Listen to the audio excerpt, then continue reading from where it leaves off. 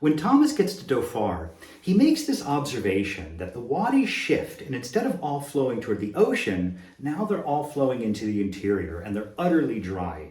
And yeah, these wadis are utterly dry, and they have been for about the last 8,000 years. But before that, they were full of water. These were active rivers, to the extent that they were on the size of the Nile, some of them. And there are about 15 of these canyons that all run parallel to each other throughout Dhofar. And so what we've come to understand in about the last 10 or 15 years studying human prehistory is that Dhofar is essentially the outpost of all modern humans outside of Africa. And it's because of these rivers. It's because Dhofar used to occupy this kind of Goldilocks zone of human habitation in prehistory. So it had everything perfect.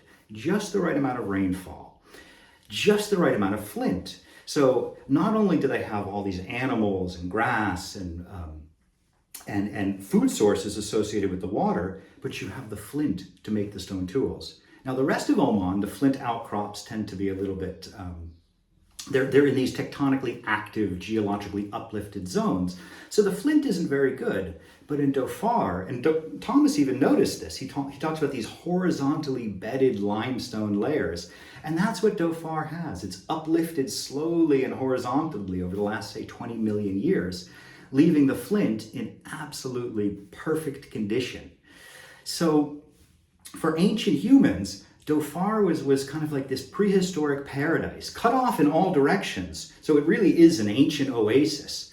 But it was the last place that all humans on Earth, before, we all come from a single source population. We know this from genetics, we know this from archaeology, from fossils, and we know that they all come out of Africa about 100,000 years ago. And the first place they come to is through South Arabia into Dhofar.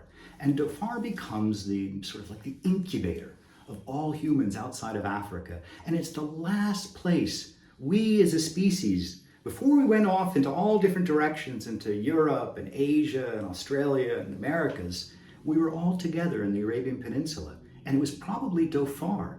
So it's a powerful message and a powerful place of the unity of humanity.